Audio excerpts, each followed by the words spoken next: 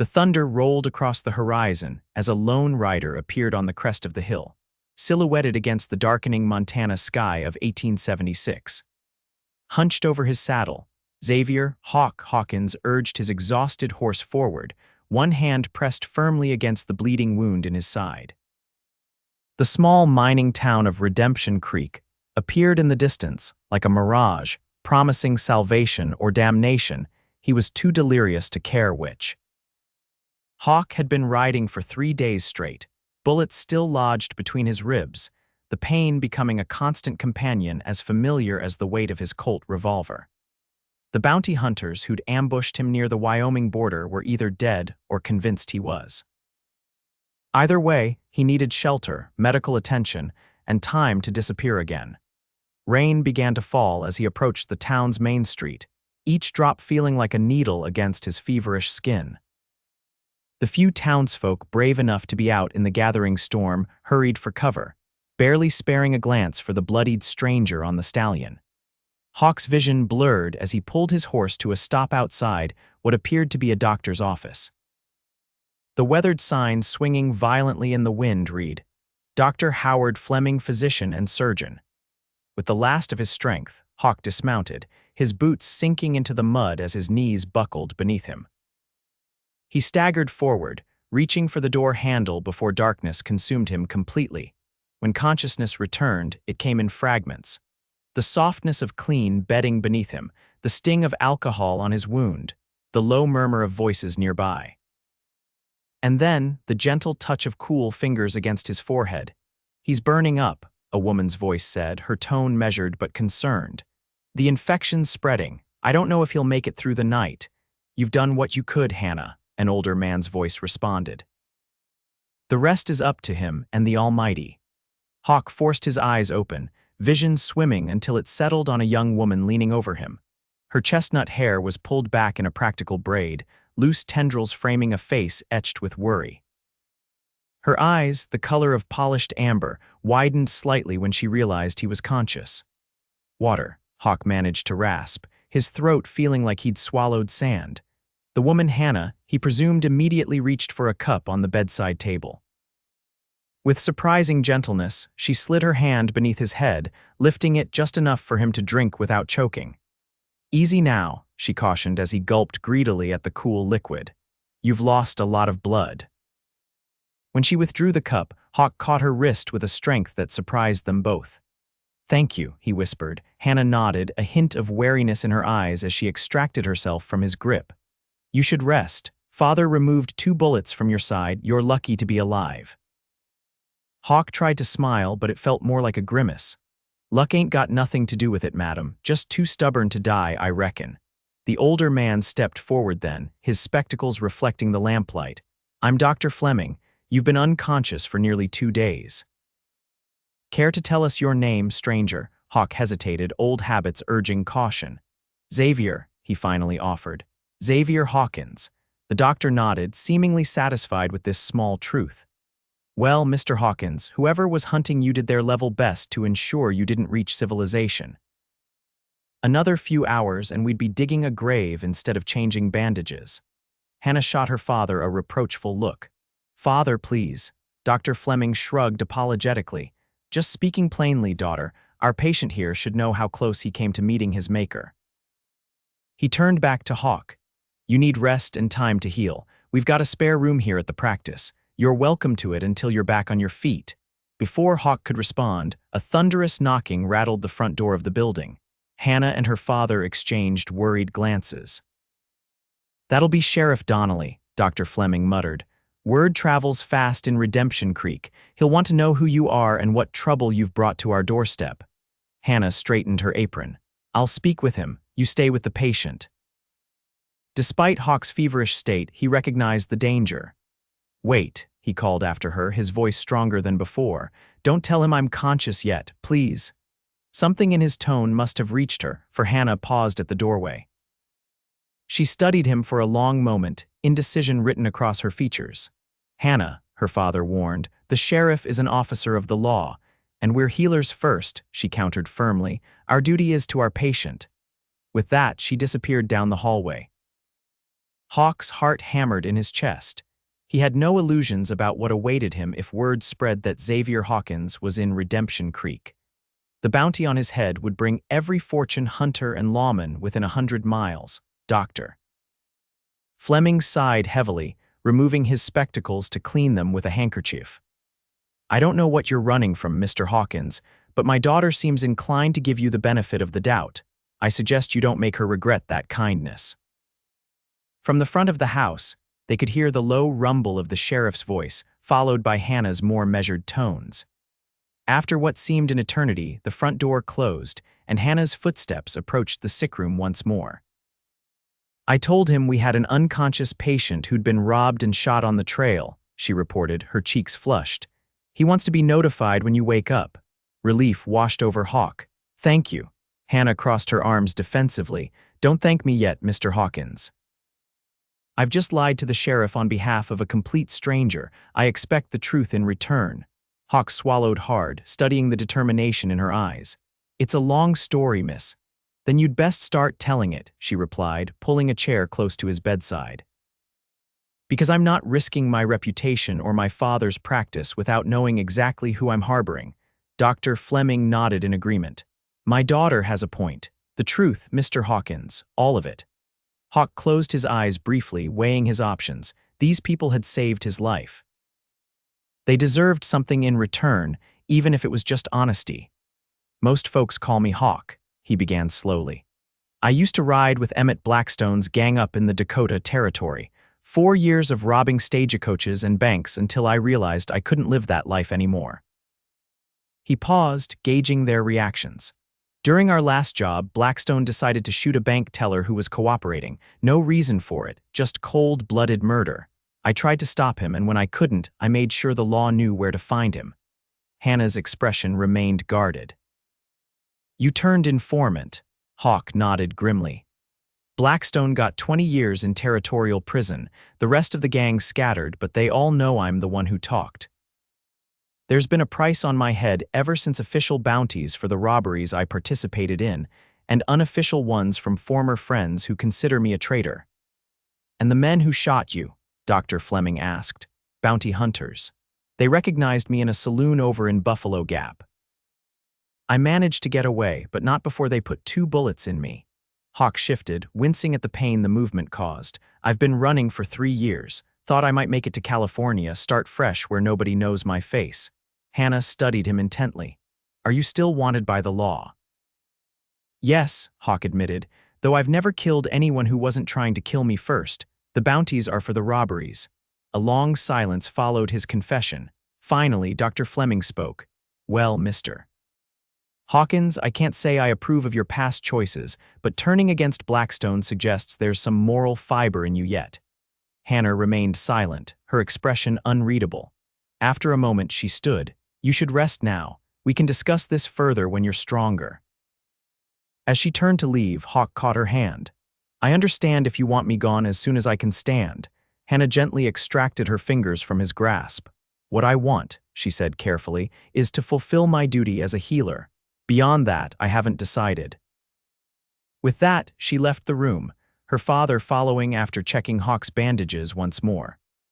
Alone with his thoughts, Hawk stared at the ceiling, wondering if he'd made a mistake in revealing so much of his past. But there was something about Hannah Fleming that inspired a quiet strength behind those amber eyes that suggested she was no stranger to difficult choices. Sleep claimed him before he could ponder it further, his dreams filled with the echo of gunfire and the surprising gentleness of a healer's touch. The next few days passed in a haze of pain and fevered dreams for Hawk. He drifted in and out of consciousness, aware sometimes of Hannah's presence as she changed his bandages or coaxed water and broth between his cracked lips. Other times, it was Dr. Fleming who tended to him, the older man's hands steady and efficient if lacking his daughter's natural compassion. On the 4th morning, Hawk awoke feeling clearer-headed than he had since arriving in Redemption Creek. Sunlight streamed through the small window of his sickroom, illuminating motes of dust dancing in the air. He attempted to sit up, grimacing as the movement pulled at his healing wounds. I wouldn't try that just yet if I were you, came Hannah's voice from the doorway. She carried a tray with a steaming bowl and a cup of what smelled like coffee. "I've been flat on my back too long," Hawk argued, but settled back against the pillows when she fixed him with a stern look. "4 days is hardly too long for a man who nearly died," she replied, setting the tray on the bedside table. "Your fever broke last night, that's progress enough for now." As she helped him sit up enough to eat, Hawk noticed the dark circles beneath her eyes. "You look tired," he observed. "Have you been watching over me all night?" A hint of color touched her cheeks. "Someone had to. Father has other patients to attend to." "Thank you," Hawk said simply. "I know I'm not the most welcome guest." Hannah's expression softened slightly. "Actually, you've been a model patient. You talk in your sleep, but you don't thrash about like most men with bullet wounds." Hawk nearly choked on his spoonful of broth. "I talk in my sleep, she confirmed, the ghost of a smile playing at her lips. "Nothing too incriminating if that's your concern. Mostly calls for water or someone named Sarah." The name hit him like a physical blow. Hawk set down his spoon, appetite suddenly gone.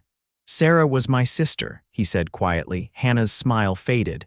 "I'm sorry, I didn't mean to." "It's all right," he interrupted.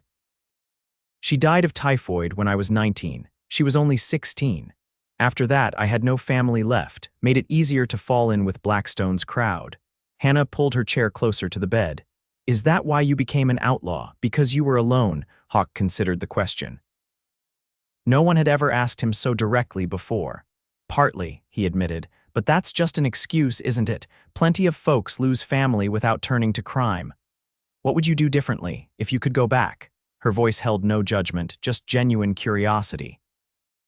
"Everything," Hawk replied without hesitation. "I'd have stayed in Missouri, taken that apprenticeship with the blacksmith my father arranged before he died. Would have been honest work." He picked up the coffee cup, finding comfort in its warmth. "But there's no going back. Only forward, if I can stay ahead of the bounty hunters long enough." Hannah was quiet for a moment, absently tucking a strand of hair behind her ear. "Sheriff Donnelly came by again yesterday," she finally said. "He's heard rumors about a wounded man matching the description of someone wanted in Wyoming territory." Hawk tensed. "What did you tell him?" "The truth, as far as it went. That I had a patient who'd been shot, but I couldn't confirm his identity since he'd been unconscious with fever." She met his gaze steadily. "I didn't lie, Mr. Hawkins. I simply omitted certain details, like the fact that I've been conscious and talking for days," he suggested wryly. "Precisely." Hannah stood, smoothing her skirts. "However, now that you're improving, I can't continue the pretense much longer. The sheriff is a patient man, but not infinitely so." Hawk nodded, understanding the position he'd put her in. "I should leave as soon as I'm able. Tonight, maybe." "Don't be ridiculous," Hannah scoffed. "You can barely sit up. Attempt to ride now and you'll tear your stitches, start bleeding again, and be dead before you reach the town limits." Despite everything, Hawk found himself smiling at her bluntness. "You don't mince words, do you, Miss Fleming?" "Hannah," she corrected. "And no, I don't see the point in it. Especially not with stubborn patients determined to undo all my hard work." Before Hawk could respond, the sound of the front door opening and closing echoed through the house, followed by heavy footsteps. Hannah tensed. "That's not Father's step," she whispered. Hawk was already reaching for his gun belt, which someone had hung on the bedpost, when the bedroom door swung open. Sheriff Donnelly filled the doorframe, his weathered face set in grim lines beneath his salt and pepper mustache. "Miss Fleming," he acknowledged Hannah with a curt nod before his gaze settled on Hawk. "I see your patient is awake after all." Hannah stepped between them, chin raised defiantly. "Sheriff, this is my father's home and practice. You have no right to barge in without invitation." "I have every right when I suspect you're harboring a fugitive from justice," Donnelly countered, though he removed his hat in deference to her. Xavier Hawkins, also known as Hawk, wanted for a string of robberies across 3 territories with the Blackstone gang. His hard eyes fixed on Hawk. "Am I mistaken in my identification, sir?" Hawk carefully moved his hand away from his gun. There would be no shooting his way out of this, not with Hannah standing between them. "No, Sheriff, you're not mistaken." Hannah's shoulders stiffened, but she didn't move aside. "Sheriff Donnelly, this man is under my care. He's in no condition to travel, let alone be thrown in your jail cell." The sheriff's expression softened marginally. I understand your position, Miss Fleming. You took an oath to heal the sick and injured, but I took an oath to uphold the law. He looked past her to Hawk. I'm not here to drag you off today, Hawkins. Doc Fleming already read me the riot act about moving wounded men, but consider yourself under house arrest until you're well enough to stand trial. Hawk nodded slowly. Fair enough, Sheriff. I'll be posting a deputy outside, Donnelly continued, and I'll be sending telegrams to verify just what warrants are outstanding. The stories about you are varied. Hannah finally stepped aside, allowing the sheriff to approach the bed. Donnelly removed a pair of handcuffs from his belt. Is that really necessary? Hannah protested. He can barely sit up. Standard procedure, miss, Donnelly replied, though he didn't sound particularly pleased about it. He secured one cuff around Hawk's wrist and the other to the iron bed frame. Nothing personal, Hawkins, just doing my job. I understand, Hawk said quietly. For what it's worth, I never killed anyone during those robberies. The sheriff studied him for a moment. So I've heard. I've also heard you're the one who turned on Blackstone in the end. That counts for something in my book, but the law's still the law. He settled his hat back on his head. Miss Fleming, I trust you'll inform me of any change in your patient's condition. Hannah nodded stiffly, her disapproval evident in every line of her body. As the sheriff left, the weight of the handcuff around Hawk's wrist seemed to pull him deeper into the bed. The brief hope he'd harbored of starting fresh in California evaporated like morning dew under a harsh sun. I'm sorry, Hannah said once Donnelly's footsteps had faded. I should have been more careful, Hawk shook his head. This isn't your fault, the truth was bound to catch up eventually, it always does. He managed a weak smile. Look on the bright side, at least you won't have to lie to the sheriff anymore. Hannah didn't return his smile. I'll speak with Father when he returns. Perhaps there's something we can do. Don't get yourself in trouble on my account, Hawk warned. You've done more than enough already. She reached out impulsively, her fingers brushing against his where they rested on the blanket. Rest now. We'll figure this out.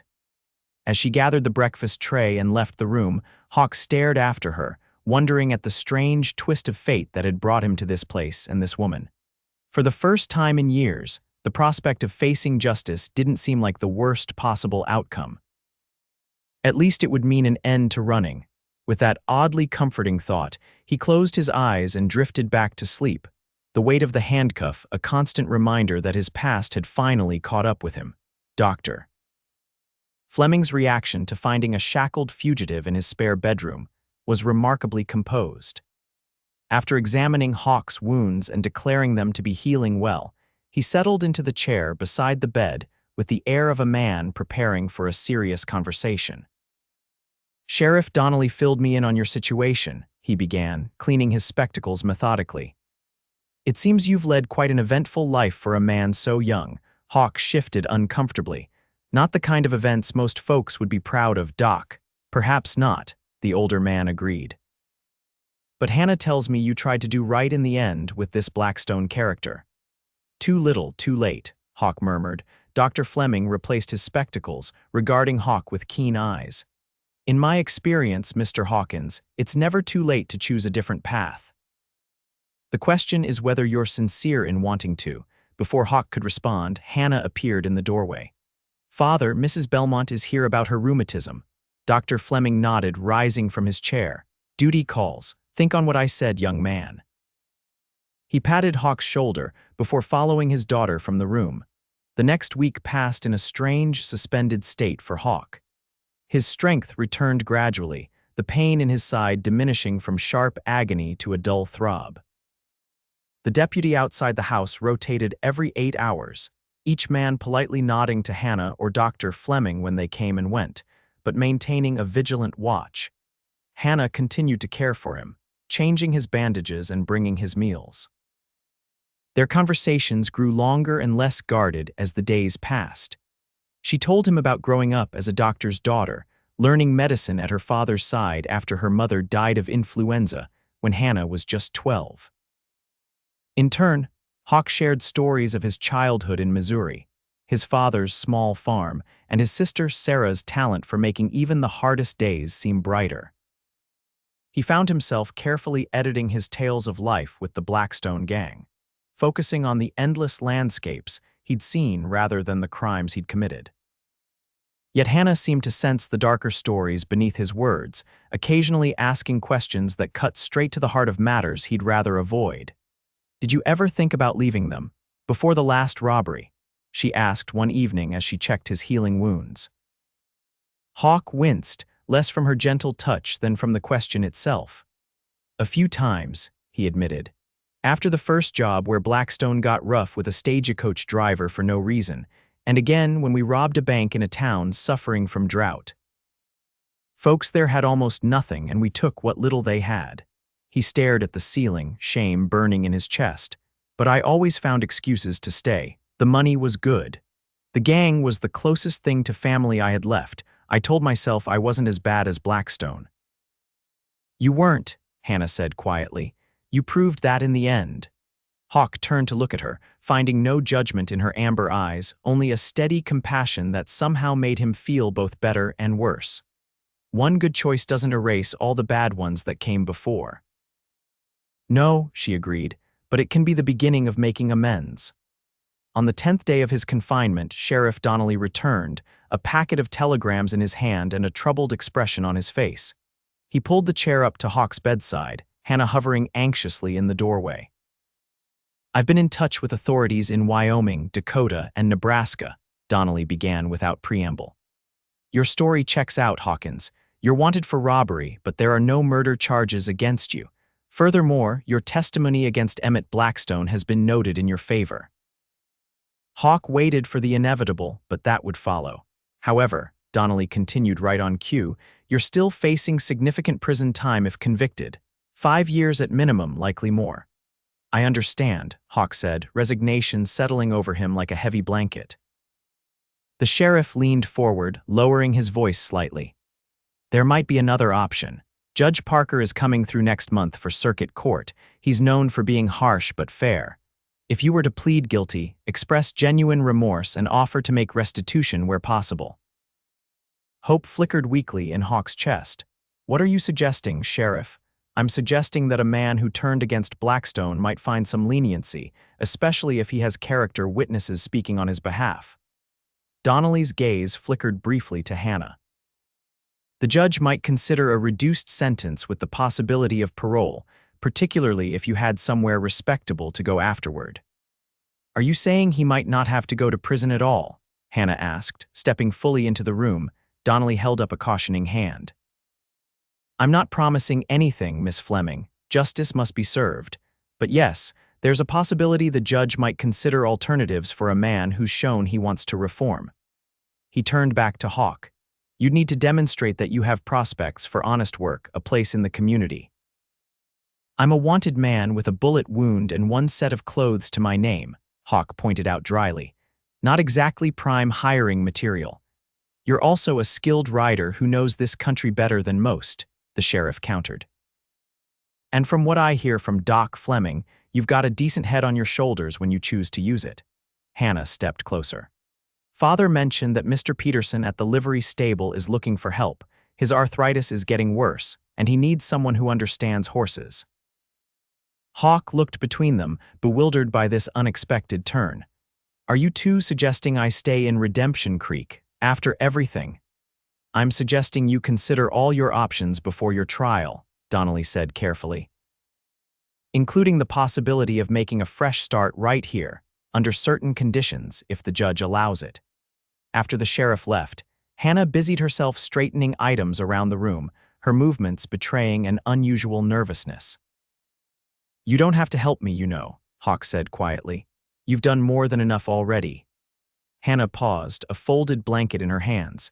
"Did it ever occur to you that maybe I'm not just helping you, that perhaps having a man with your skills in town might be beneficial to everyone?"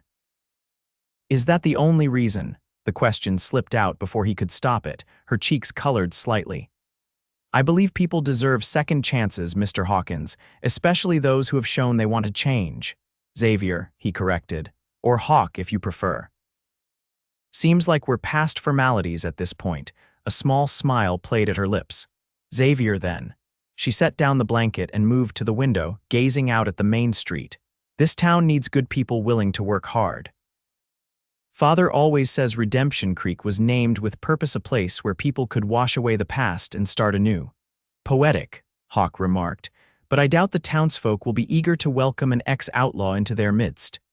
You might be surprised, Hannah replied, turning back to face him. Many folks here have pasts they'd rather not discuss. What matters is who they choose to be now. 2 days later, Dr. Fleming declared Hawk well enough to leave his bed for short periods. The handcuffs were removed, replaced by the deputy's watchful presence as Hawk took his first tentative steps around the house. His strength returned more quickly than expected, and within another week, he was able to move about freely, though the deputy remained a constant shadow. True to her word, Hannah arranged an introduction to Mr. Peterson at the livery stable. The old ostler was skeptical at first, but warmed considerably when Hawk demonstrated his knowledge of horses and his willingness to tackle the dirtiest jobs without complaint. By the end of the afternoon, Peterson had tentatively agreed to take him on, pending the outcome of his trial. Conditional employment from a man with crippling arthritis, Hawk remarked as he and Hannah walked back to the doctor's house, the deputy following at a discreet distance. Not exactly the fresh start I imagined, but it's something. It's a beginning, Hannah corrected. And beginnings are powerful things. As they passed the general store, several townspeople openly stared at them. Hawk was accustomed to such attention. His status as Redemption Creek's resident outlaw had spread quickly, but he was surprised to note that some of the looks were directed at Hannah as well. "They're talking about you," he observed quietly. "Because of me." Hannah lifted her chin, meeting the stares with calm dignity. "Let them talk. I've never much cared for gossip." "You should care," Hawk insisted. "Your reputation matters in a town like this, especially for a woman in your position." "My position?" "An unmarried lady with prospects," he clarified. "Being associated with someone like me could damage your standing." Hannah stopped walking, turning to face him fully. "My standing, as you put it, is secure enough. I'm the doctor's daughter and a trained nurse in a town with precious few medical professionals. If people choose to judge me for showing basic Christian charity to a wounded man, then their opinion means little to me." The fierceness in her tone caught him off guard. "You're remarkable, Hannah Fleming," he said softly, a flush spread across her cheeks. "I'm practical, not remarkable. Now come along. Father will be waiting with your evening dose of willow bark tea." As the days passed, Hawk found himself becoming more integrated into the rhythm of life at the Fleming household. Dr. Fleming put him to work organizing his medical texts and repairing various items around the house. Hannah taught him to change his own bandages and insisted he join them for proper meals at the dining table rather than eating alone in his room. In the evenings, the three of them often sat in the parlor, Dr. Fleming with his medical journals, Hannah with her mending or a book, and Hawk whittling small figures from scraps of wood the doctor provided. It was a simple, domestic peace, unlike anything Hawk had known since his family died, and he found himself dreading the approach of the circuit court that would decide his fate. One evening, as Hannah played the small piano in the corner of the parlor, her father leaned closer to Hawk and spoke in a low voice. "You watch her like a man dying of thirst eyes a spring of fresh water," he observed. Hawk nearly cut himself with his whittling knife. "Sir, I, Doctor." Fleming held up a placating hand. "I'm not blind, son, nor am I necessarily opposed. Hannah has always had good judgment about people." He glanced toward his daughter, his expression softening. "But understand this, her mother died when she was young, and she's devoted herself to healing others ever since. She deserves someone who will cherish that compassionate heart of hers." "She deserves far better than a man with my past," Hawk agreed quietly. The doctor studied him thoughtfully. "Perhaps, but it's her choice to make, not mine, and not yours either." He tapped the arm of his chair for emphasis. "The question is whether you're willing to become the sort of man who deserves her, should she decide you're worth the effort." Before Hawk could respond, Hannah finished her song and turned on the piano bench to face them. "What are you two conspiring about over there?" she asked lightly. "Just discussing Mr. Hawkins's prospects," her father replied smoothly. "I believe he has potential with the right guidance." Hannah's smile was like sunshine breaking through clouds. I've been saying that all along. That night, alone in his room, Hawk stared at the ceiling, the doctor's words echoing in his mind. Could he truly become the kind of man worthy of Hannah Fleming? Or was he fooling himself, imagining a future that could never be his? The answer came to him as dawn broke over the eastern horizon. He would never know if he didn't try. For the first time in years, Xavier Hawkins found himself praying not for escape or survival, but for the chance to prove himself worthy of redemption. The day of Judge Parker's arrival dawned clear and crisp, autumn painting the surrounding hills in shades of gold and crimson. Hawk, dressed in clothes borrowed from Dr. Fleming, slightly too large but clean and respectable, and allowed the deputy to escort him to the town hall, where the circuit court would be held. Hannah and her father walked alongside him, a silent show of support that didn't go unnoticed by the townsfolk gathering to watch the proceedings. Sheriff Donnelly met them at the entrance, his expression grave but not unkind. Judge Parker's reputation precedes him, the sheriff warned quietly. He's fair but stern. Speak honestly, show genuine remorse, and follow my lead. Inside, the town hall had been transformed into a makeshift courtroom. Judge Parker, a tall man with steel-gray hair and piercing blue eyes, presided from behind a table at the front of the room. The proceedings began with the reading of the charges against Xavier Hawkins, 5 counts of armed robbery and 1 count of accessory to assault during the commission of a felony. When asked how he pled, Hawk stood straight and looked the judge in the eye. "Guilty, Your Honor," he said clearly. To all charges, a murmur ran through the assembled crowd. Judge Parker silenced it with a sharp rap of his gavel. "Mr. Hawkins," the judge began, his voice deep and resonant, "your crimes are serious. You participated in armed robberies that terrorized innocent citizens and deprived them of their hard-earned money. The normal sentence for such offenses would be a minimum of 5 years in territorial prison." Hawk nodded, accepting the justice of these words. "However," the judge continued, "I have before me several telegrams regarding your cooperation in the case against Emmett Blackstone, a far more dangerous criminal now serving time thanks in part to your testimony." He shuffled through some papers. "I also have letters from Dr. Fleming, Sheriff Donnelly, and Mr. Peterson of the livery stable, all attesting to your character and potential for rehabilitation." Judge Parker peered at Hawk over his spectacles. "What do you have to say for yourself, young man? Why should I consider leniency in your case?" Hawk took a deep breath, aware of Hannah's presence behind him. "Your Honor, I have no excuses for my actions. I chose the wrong path after losing my family, and I continued down it far too long. All I can say is that I deeply regret the harm I've caused, and if given the chance, I intend to make whatever restitution I can to those I've wronged." "Fine words," the judge remarked, "but intentions mean little without action to back them. What assurance do I have that you won't return to your criminal ways once my court moves on from Redemption Creek?" Sheriff Donnelly stepped forward. "Your Honor, if I may, I've proposed a conditional arrangement. Mr. Hawkins would remain in Redemption Creek under my supervision. He has employment arranged with Mr. Peterson and lodging with the church until he can afford his own accommodations. A portion of his wages would be set aside for restitution to his victims." "And what of the outstanding warrants in other territories?" the judge inquired. "I've been in communication with the relevant authorities," Donnelly explained. "Given Hawkins's cooperation against Blackstone and his relatively minor role in the gang, they're willing to abide by your ruling if restitution is made." Judge Parker considered this for a long moment, his gaze moving from Hawk to the sheriff, and then to Dr. Fleming and Hannah seated in the front row. Finally, he cleared his throat. "Xavier Hawkins, stand before the court," he commanded. Hawk approached the judge's table, heart pounding. "I sentence you to 5 years probation under Sheriff Donnelly's supervision. During this time, you will maintain steady employment, refrain from carrying firearms, and contribute no less than 30% of your earnings toward restitution for your crimes.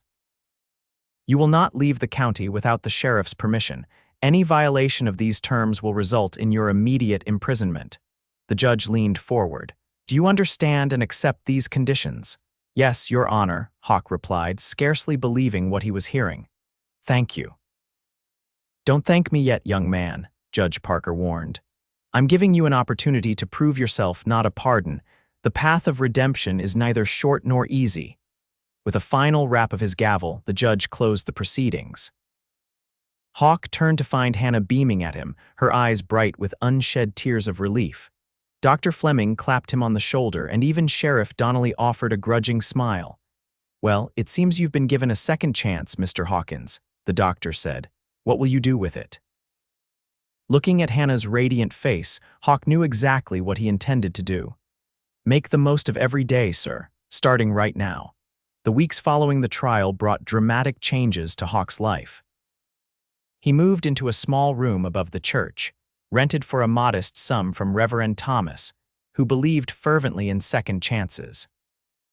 His days were spent at Peterson's livery stable, where his knowledge of horses and willingness to work from dawn until dusk quickly made him indispensable to the arthritic old man. Every Sunday, he attended church services, sitting quietly in the back row. Gradually, the suspicious stares of the townsfolk gave way to cautious nods of greeting, and eventually to actual conversations. His status as the reformed outlaw made him an object of curiosity, particularly among the younger men of the town, who sometimes gathered at the livery to hear carefully edited tales of his travels. 3 evenings a week, Hawk dined with the Flemings, ostensibly for Dr. Fleming to check his healing wound, but increasingly because he had become a welcome presence in their home. Hannah continued to treat him with the same straightforward kindness she'd shown from the beginning, though Hawk detected a new warmth in her eyes when she thought he wasn't looking. As autumn deepened toward winter, Hawk found himself walking Hannah home from church each Sunday, their breath forming clouds in the crisp air as they discussed everything from books to medicine to the changing seasons. On one such walk, 2 months after the trial, Hannah broached a subject they'd both been carefully avoiding. You never speak of your time with the Blackstone gang anymore, she observed as they passed the schoolhouse. Not even to the boys who ask. Hawk shrugged, watching a hawk circle lazily overhead. Those stories aren't worth telling. I'd rather focus on the future than dwell on mistakes I can't undo. A wise approach, Hannah agreed, though I sometimes wonder if you're too hard on yourself. You were young when you joined them and grieving your family. I was old enough to know right from wrong, Hawk countered, and there were plenty of orphaned boys who didn't turn to crime. Hannah was quiet for a moment, her boots crunching on the fallen leaves.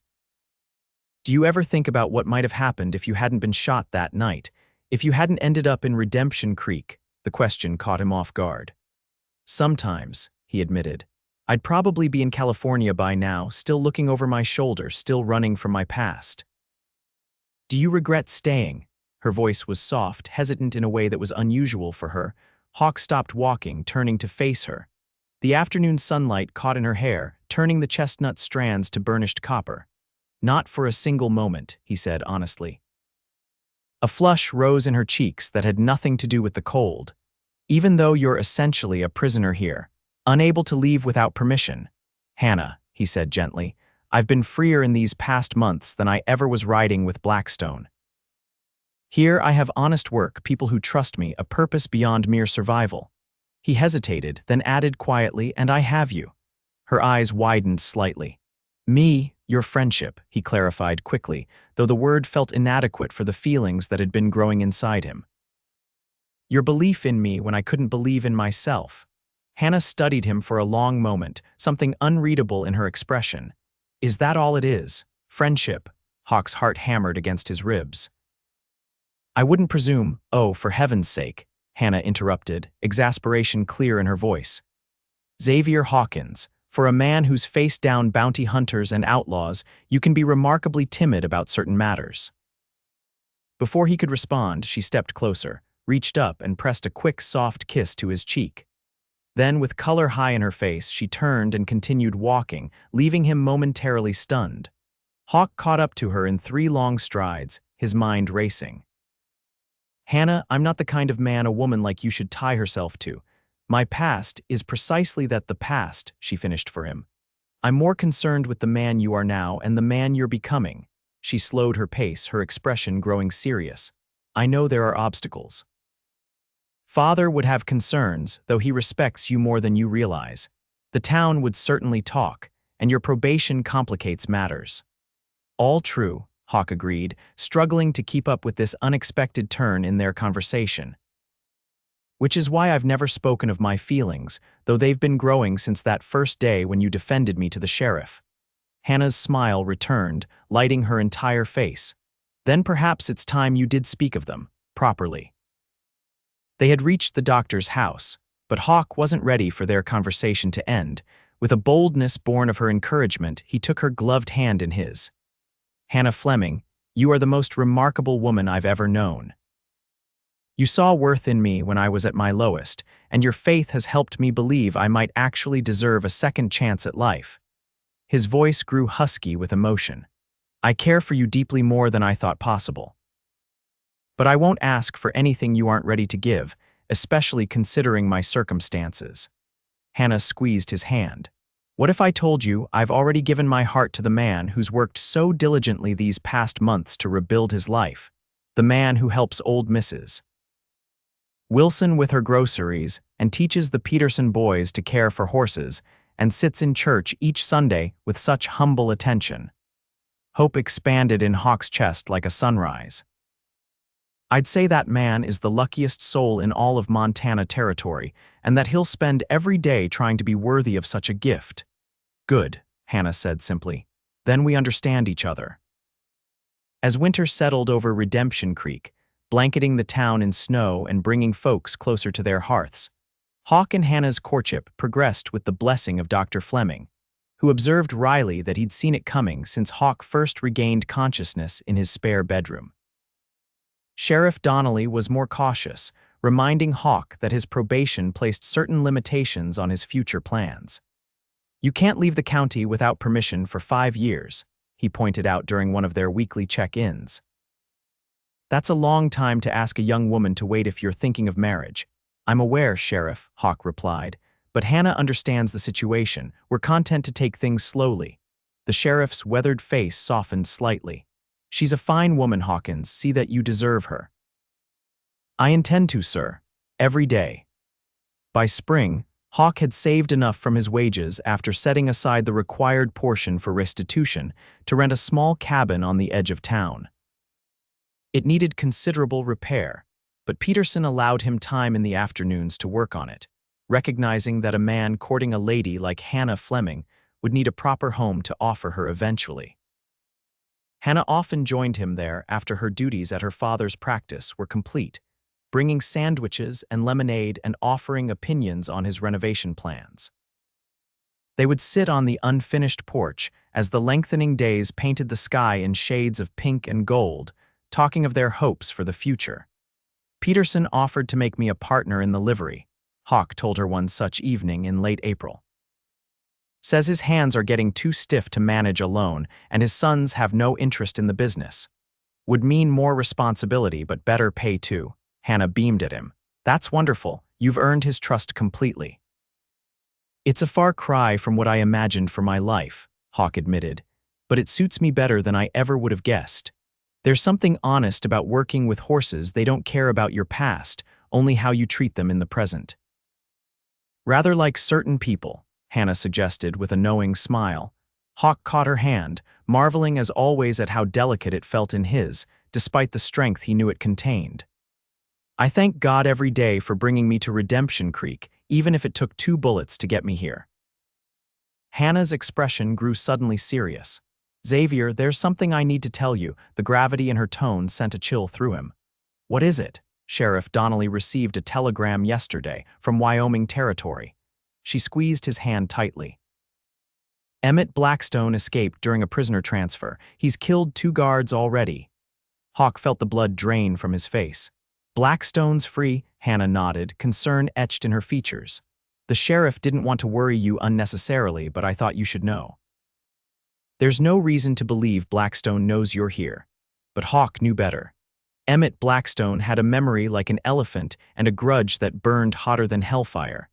The man had sworn vengeance on everyone who had testified against him, with Hawk at the top of that list. "I should leave," he said abruptly, rising from the porch step. "If Blackstone tracks me here, everyone in town could be in danger, especially you and your father." Hannah stood as well, gripping his arms. "Don't you dare, Xavier Hawkins. Running away solves nothing. This is your home now. These people are your community. We'll face this together if it comes to that." "You don't understand what Blackstone is capable of," Hawk argued, memories of the outlaw's cruelty surfacing like dark water. "He's not just dangerous, he's vindictive. He enjoys causing pain." "All the more reason not to face him alone," Hannah countered firmly. "The sheriff is already taking precautions. Additional deputies have been sworn in, and telegrams have been sent to neighboring towns to be on alert." Hawk paced the width of the porch, agitation evident in every movement. "I can't risk your safety, not for anything." Hannah caught his face between her hands, forcing him to look at her. "Listen to me. Your past doesn't define you anymore, but it is part of who you are. If running is your first instinct when trouble comes, then what has really changed?" Her words struck him like a physical blow. She was right, he'd built a life here, earned trust and respect. To abandon it all at the first sign of danger would only prove he was still the same man who'd ridden with Blackstone, a man who chose the easiest path rather than the right one. "I won't run," he promised finally, "but I won't put you in harm's way either. If there's any sign Blackstone is headed this way, I'll work with the sheriff to keep the town safe." Hannah's relief was palpable. "That's all I ask." "That, and your word that you won't do anything foolishly heroic without discussing it first." Despite the seriousness of the situation, Hawk found himself smiling. "Yes, madam." For the next several weeks, life in Redemption Creek continued much as before, though with an undercurrent of tension that Hawk couldn't quite shake. He found himself scanning the faces of strangers who passed through town, jumping at unexpected sounds, and keeping his back to the wall in public places. Hannah noticed his vigilance but said nothing, simply offering her steady presence and unwavering support. Dr. Fleming, however, pulled him aside after Sunday dinner one afternoon in early June. "You're wearing yourself ragged watching for ghosts," the doctor observed bluntly. "The latest reports suggest Blackstone was seen heading toward Dakota territory, not Montana." Hawk sighed, running a hand through his hair. "I know the odds are slim, Doc, but I know Blackstone. If he wants revenge badly enough, distance won't stop him." Dr. Fleming nodded thoughtfully. "Perhaps, but consider this: you've built a good life here. You have Hannah's affection, the respect of most townsfolk, and promising prospects with Peterson. Don't let the mere possibility of danger rob you of enjoying these blessings." The wisdom of the older man's words resonated with Hawk. That evening, as he walked Hannah home from her father's house, he made a decision. "Your father thinks I'm borrowing trouble, worrying about Blackstone," he told her as they strolled through the quiet streets. "And maybe he's right. I've spent so much time looking over my shoulder that I haven't been fully present for what's right in front of me." Hannah tucked her arm through his. "Father usually is right, though I'll never tell him I said so. His bedside manner may lack gentleness, but his diagnoses are rarely wrong." Hawk chuckled, then grew serious again. "Hannah, I don't want to wait anymore. I know my situation isn't ideal. I'm still on probation, still making restitution for my past. But if you're willing to accept those limitations, I'd like to ask your father for permission to marry you." Hannah stopped walking, her eyes wide with surprise and joy. "Xavier, are you certain? You've always been so concerned about the constraints of your probation." "I'm certain that I love you," he replied simply. "The rest we can figure out together if you'll have me." Her answer came in the form of a kiss, not the brief, chaste touch they had shared before, but something deeper and full of promise. When they finally parted, both a little breathless, Hannah's eyes were shining. "I believe that's a yes," Hawk murmured, grinning. "A definite yes," she confirmed. "Though you still need to ask Father, of course. Tomorrow," he promised, "first thing." As they continued their walk, plans and possibilities unfurling between them like spring blossoms. Neither noticed the solitary figure watching from the shadows across the street, a man whose hard eyes followed their progress with calculating hatred. The next morning dawned bright and clear, a perfect Montana summer day. Hawk rose early, putting on his best shirt before heading to the livery stable. Peterson noticed his formal appearance immediately. "You finally going to ask the doc about marrying his daughter?" The old man inquired, his rheumy eyes twinkling. Hawk shouldn't have been surprised that Peterson had guessed his intentions. Little remained secret for long in a town the size of Redemption Creek. "That's the plan, sir, after we finish the morning chores." Peterson waved a gnarled hand. "Go on now, chores can wait, some things are more important." With a grateful nod, Hawk headed toward Dr. Fleming's house, his heart pounding with a mixture of nervousness and anticipation. He was so preoccupied with rehearsing what he would say that he nearly collided with Sheriff Donnelly on Main Street. "Whoa there, Hawkins," the sheriff said, steadying him. "You're in an almighty hurry this morning." "Sorry, Sheriff, I've got important business with Dr. Fleming." Understanding dawned in Donnelly's eyes. "Ah, about time, I'd say. Good luck to you." He paused, his expression growing more serious. "Just so you know, we've had reports of a stranger asking questions about you in the next county over. Probably nothing, but keep your eyes open." The warning sent a chill down Hawk's spine, but he pushed aside his concern. Today was about his future with Hannah, not his past with Blackstone. "I appreciate the heads up, Sheriff. I'll be careful." When he arrived at the Fleming residence, Hannah had already left for the widow Johnson's farm, where the elderly woman had taken a fall the previous evening. Dr. Fleming was alone in his study, updating patient records. "Mr. Hawkins," he greeted, looking up from his desk. "Hannah's not here, I'm afraid." "Actually, sir, it's you I came to see," Hawk replied, removing his hat and holding it respectfully before him. "I'd like to ask your permission to marry your daughter." The doctor set down his pen, leaning back in his chair. "I've been expecting this conversation." "Sit down, son." Hawk perched on the edge of the chair opposite the desk, tense as a bowstring. "Do you love her?" Dr. Fleming asked directly. "With all my heart, sir." "And you understand what marrying a woman like Hannah entails. She's not just any girl. She's educated, independent-minded, and devoted to healing. Being her husband means supporting those qualities, not suppressing them." Hawk nodded earnestly. "It's precisely those qualities that I admire most about her, Dr. Fleming. I would never ask her to be less than she is." The older man studied him intently. "And what of your past? There will always be those who judge her for choosing a former outlaw, you know." "I know," Hawk acknowledged. "All I can do is continue proving myself worthy of her trust every day and hope that in time, others will see what she sees in me." Dr. Fleming was silent for a long moment, then a smile slowly spread across his face. "Well said, Xavier. You have my blessing for whatever it's worth." Hannah has always made her own choices anyway. Relief washed over Hawk like a wave. "Thank you, sir. I promise I'll do right by her." "See that you do," the doctor replied, his tone gentle but firm. "Now, I believe she should be returning from the Johnson farm by midday. Perhaps you'd like to be here when she arrives." Hawk left the doctor's house with a lighter heart than he'd had in years, his mind already racing with plans. He would need a proper ring, of course, and the cabin would require finishing before they could marry. But those were just details. The important thing was that Hannah loved him, and her father approved.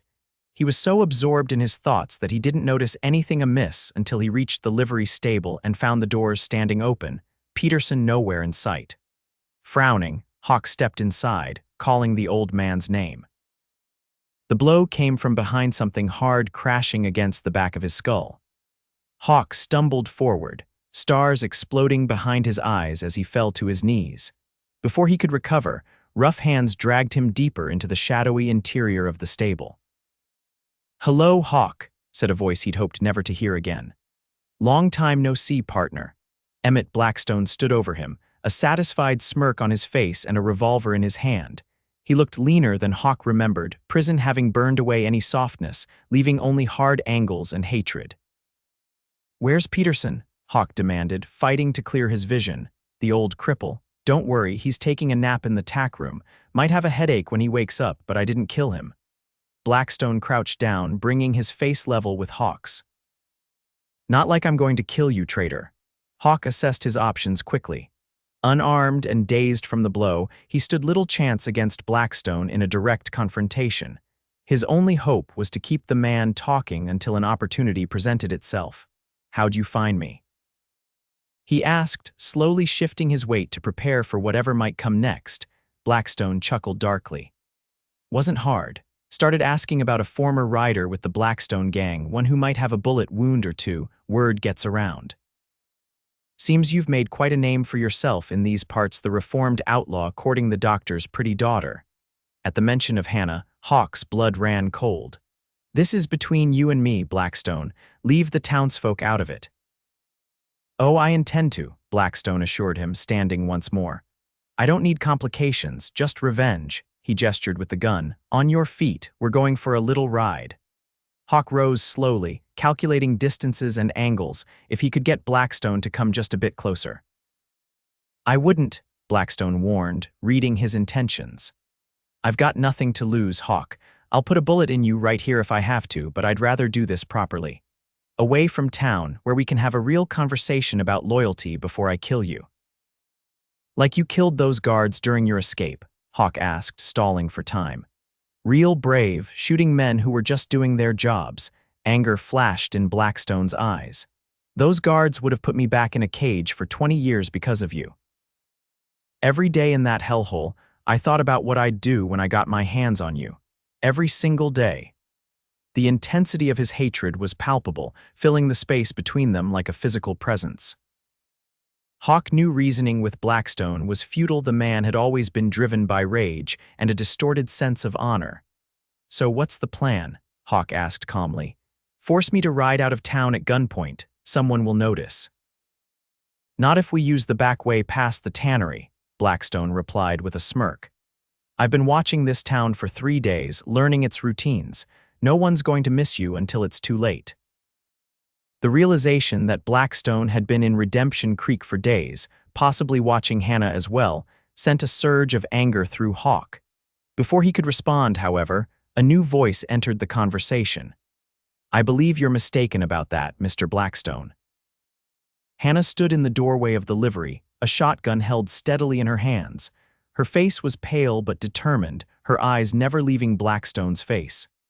"Hannah, get out of here," Hawk shouted, panic rising in his throat. Blackstone recovered quickly from his surprise, shifting his aim toward Hannah. Well, the famous Dr. Fleming's daughter, I presume. Put down that shotgun, little lady, before you hurt yourself." "I know exactly how to use this," Hannah replied evenly. "Father made certain of that after Mother died. Step away from him." "Hannah, please," Hawk pleaded. "He'll kill you without hesitation. Go get the sheriff." "Sheriff's out at the Andrews farm," she said, not taking her eyes off Blackstone. "Won't be back for hours. It's just us." Blackstone laughed, a harsh sound devoid of humor.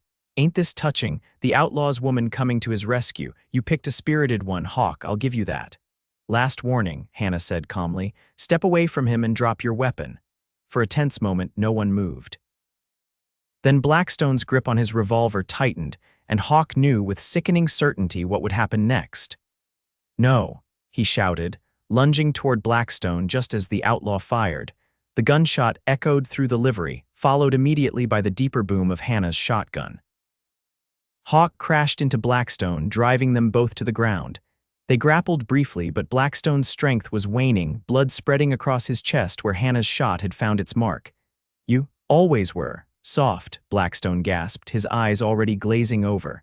"Should've killed you years ago." His body went slack, the life leaving him in a final, rattling breath. Hawk pushed himself away from the dead outlaw, turning frantically toward Hannah. She stood frozen in the doorway, the shotgun lowered, her face ashen. "Hannah," he called, rushing to her side. "Are you hurt?" "Did he hit you?" She shook her head numbly, allowing him to take the shotgun from her trembling hands. I didn't mean to." "SHH," Hawk soothed, pulling her against his chest. "You saved my life, you had no choice." As the reality of what had happened sank in, Hannah began to shake. "I killed a man," she whispered. "A human being. A man who would have killed us both without a second thought," Hawk reminded her gently. "You did what you had to do." She pulled back slightly, looking up at him with tears gathering in her eyes. "When I got back from the Johnson farm and found Father alone, he told me about your visit, about why you'd come to see him. I was so happy, Xavier." And then when I went to find you and saw that man holding a gun on you." Her voice broke. "I couldn't let him take you. I couldn't." Hawk pressed his forehead to hers. "I'm right here. I'm not going anywhere." A groan from the tack room reminded them of Peterson's presence. Hawk guided Hannah to a hay bale, ensuring she was steady before going to check on the old ostler. The livery owner was conscious but dazed, a nasty bruise forming on his temple where Blackstone had struck him. "Need to get Dr. Fleming," Hawk said, helping Peterson to a more comfortable position. "And the sheriff when he returns." Hannah nodded, visibly pulling herself together. "I'll go for Father. He should examine Mr. Peterson right away." "Are you sure you're all right to go alone?" Hawk asked, concerned. "Yes," she said firmly. "I need the air and you should stay with Mr. Peterson." She glanced briefly at Blackstone's body before averting her eyes. "And him." After she left, Hawk covered Blackstone's body with a horse blanket, then sat beside Peterson, offering the old man water and quiet reassurance while they waited. His mind kept returning to Hannah, the steadiness of her hands on the shotgun, the certainty in her voice as she confronted Blackstone. She had faced death without flinching, all to save him. Dr. Fleming arrived within minutes, his medical bag in hand and concern etched on his features. He examined Peterson efficiently, diagnosing a concussion but no fractures. "He'll need rest and monitoring," the doctor told Hawk. "Hannah's gone to find Deputy Wilson. She told me what happened." He glanced at the covered form on the stable floor. "Blackstone?" Hawk nodded grimly. "He was waiting for me, said he'd been watching the town for days." "And my daughter shot him," Dr. Fleming stated, his tone carefully neutral. "To save my life," Hawk confirmed. "If she hadn't." He couldn't finish the sentence. The doctor squeezed his shoulder briefly. "I know, she told me everything," he sighed heavily. "She's shaken, understandably. Taking a life, even in defense of another, leaves a mark on the soul." "I never wanted her involved in any of this," Hawk said miserably. "My past was supposed to stay in the past." "The past has a way of catching up to all of us eventually," Dr. Fleming replied. "What matters is how we face it when it does." "Hannah chose to face yours with you rather than let you face it alone," he smiled faintly. "That's what marriage is when it's done right, facing life's hardships together." Hawk looked up sharply. "Sir, I gave you my blessing this morning, son. Nothing that's happened since has changed that. If anything, it's confirmed what I already knew: you and Hannah are stronger together than apart." Deputy Wilson arrived soon after, followed by a group of concerned townsfolk who had heard the gunshots. By the time Sheriff Donnelly returned from the Andrews farm, the whole town knew that Emmett Blackstone had come for revenge, and that Hannah Fleming had killed him to save Xavier Hawkins. The sheriff took statements from everyone involved, then officially ruled the shooting justified self-defense. "Blackstone was a wanted man with a price on his head," he informed Hawk. "Actually, there's a reward for his capture, dead or alive. It rightfully belongs to Miss Fleming." Hannah, who had remained quietly at Hawk's side throughout the proceedings, shook her head. "I don't want blood money, Sheriff." "Maybe not," the sheriff acknowledged, "but the law's the law. The reward is $500. Do with it what you will." That evening, after the undertaker had removed Blackstone's body and the commotion had finally died down, Hawk and Hannah sat together on the porch of the doctor's house. The setting sun painted the sky in vivid oranges and pinks, a beautiful end to a harrowing day. "I keep seeing his face," Hannah said softly, breaking a long silence. "The moment he realized I'd shot him, he looked surprised." Hawk took her hand, rubbing his thumb gently across her knuckles. "Blackstone never believed anyone could best him, especially not a woman." "I took a human life today," she repeated, as if still trying to comprehend the reality of it. "You saved mine," Hawk countered, "and possibly your own and Peterson's too. Blackstone wouldn't have left witnesses." Hannah leaned her head against his shoulder.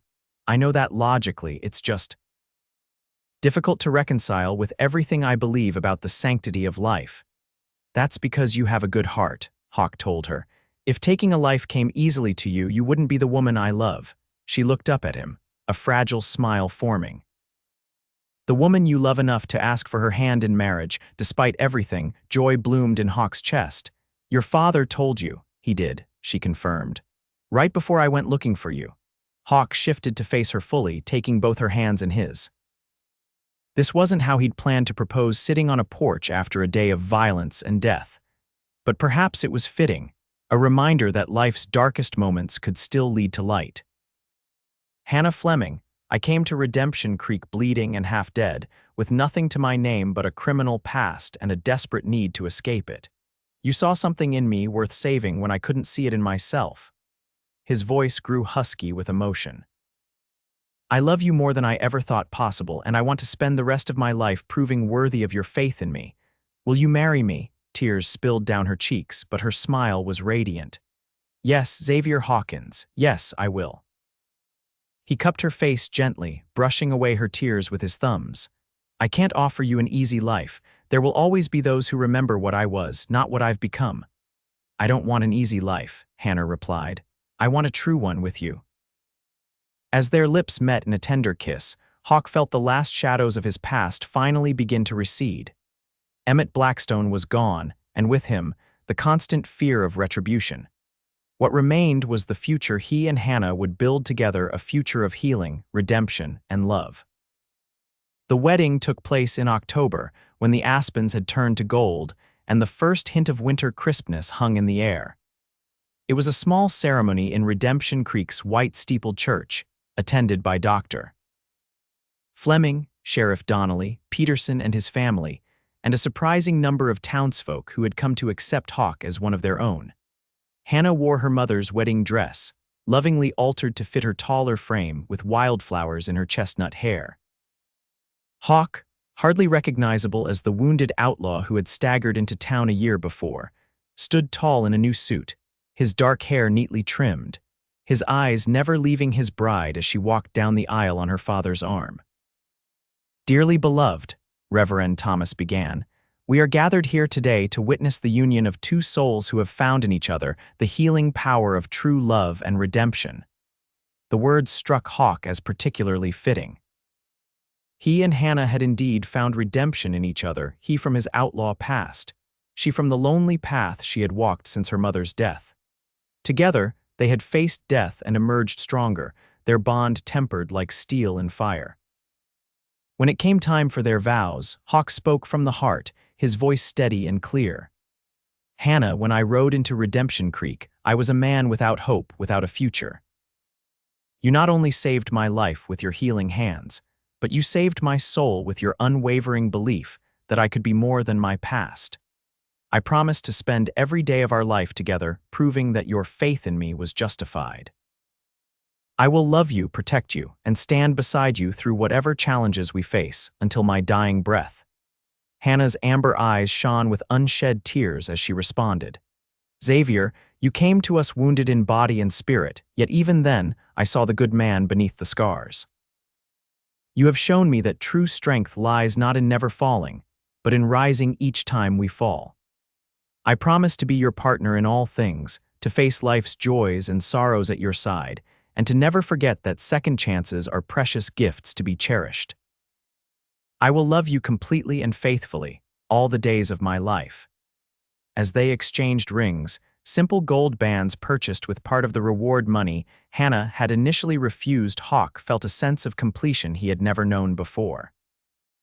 When Reverend Thomas pronounced them husband and wife, the kiss they shared was a promise, a beginning, a homecoming. The celebration afterward was held at Peterson's livery, transformed for the occasion with lanterns and autumn flowers. There was food and music, laughter and dancing, the town coming together to celebrate one of their own finding happiness. During a quiet moment, as the fiddler played a slow waltz, Hawk held his new wife close, still scarcely able to believe his good fortune. Happy, Mrs. Hawkins. He murmured against her temple. Perfectly, she replied, her head resting against his shoulder. Though I still plan to be Hannah Fleming professionally, the town needs a doctor who can attend to women's concerns, now that father is talking of retiring. Hawk chuckled softly. I wouldn't have it any other way. Redemption Creek needs Dr. Fleming, both the original and his equally talented daughter. And his reformed outlaw son-in-law, Hannah added with a smile. Don't forget, you're a respected businessman now, partner to the town's only livery stable owner. Who would have thought? Hawk marveled. A year ago I was bleeding out on your doorstep, certain I was bound for an early grave. Hannah's expression grew serious. When I first saw you, so pale and still on that operating table, Father said you probably wouldn't survive the night. I remember thinking how young you looked, despite everything, how unfair it seemed that your life might end before you had a chance to truly live it. Hawk pressed a gentle kiss to her forehead. You gave me that chance, Hannah, you and your father. You gave it to yourself, she corrected. By choosing to change, to make amends, to build something new. As the evening wore on and guests began to depart, Sheriff Donnelly approached the couple, his expression uncharacteristically soft. Mrs. Hawkins, he said, tipping his hat to Hannah before turning to Hawk. I've got something for you, a wedding present of sorts.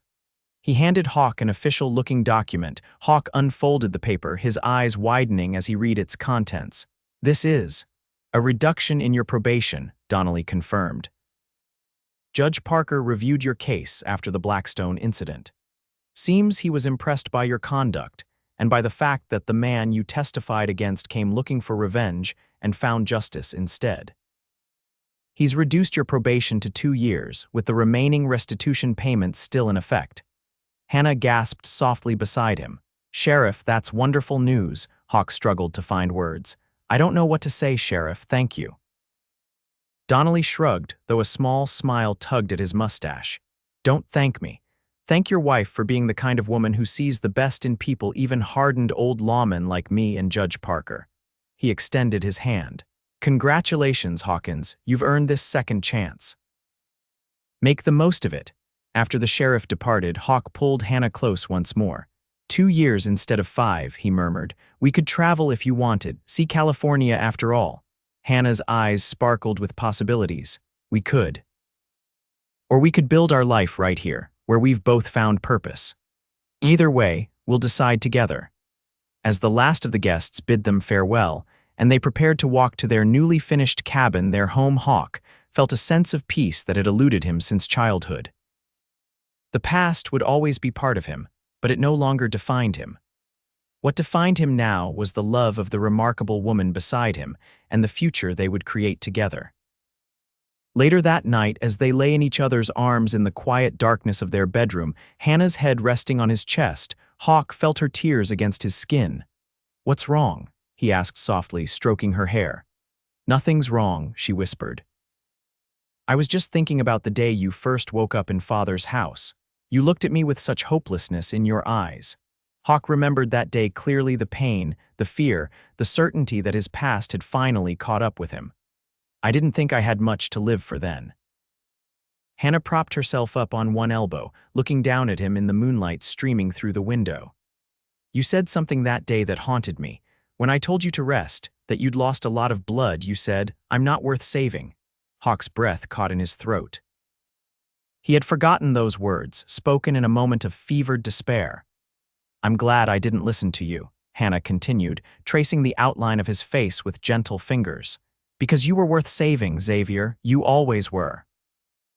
Hawk pulled her down for a kiss that conveyed everything he couldn't put into words: his gratitude, his devotion, his absolute certainty that in her arms he had found not just redemption, but the truest definition of home. In the years that followed, Redemption Creek grew and prospered, as did the Hawkins family. Xavier and Hannah welcomed a son they named after her father, and later, a daughter they called Sarah after the sister Hawk had lost so long ago. The livery stable expanded to include a blacksmith shop, fulfilling the apprenticeship Hawk's father had once arranged for him in a different life. Hannah continued her medical practice alongside her father until his retirement, eventually taking over completely and training a young assistant of her own. The reward money from Blackstone's death, which she had initially rejected, was used to establish a small clinic that served not only Redemption Creek, but the surrounding farms and ranches as well. Hawk's past faded into history, though he never hid it from his children. When they were old enough to understand, he told them the story of how he had lost his way and found it again through the love of their mother, and the second chance offered by a town that lived up to its name. And sometimes, on quiet evenings when the children were asleep and the house was still, Hannah would find her husband on the porch, gazing at the stars with a look of wonder on his face. "What are you thinking about?" she would ask, settling beside him. And Hawk would take her hand, pressing a kiss to her palm before answering. "About how lucky I am, about how different everything might have been if 2 bullets hadn't brought me to your door." "Not luck," Hannah would correct him gently. "Providence." And Hawk, who had once believed in nothing but survival, would nod in agreement. For what else but Providence could have led a dying outlaw to the one woman who could save not just his life, but his soul? What else but love could have transformed a man running from his past into one running toward his future in those moments? Xavier, Hawkins knew with absolute certainty that he had found something far more valuable than any stolen gold or freedom without purpose. He had found redemption in its truest form, the chance to become the man he was always meant to be, alongside the woman who had believed in that man even when he couldn't see him himself. And that, he knew, was worth more than all the second chances in the world.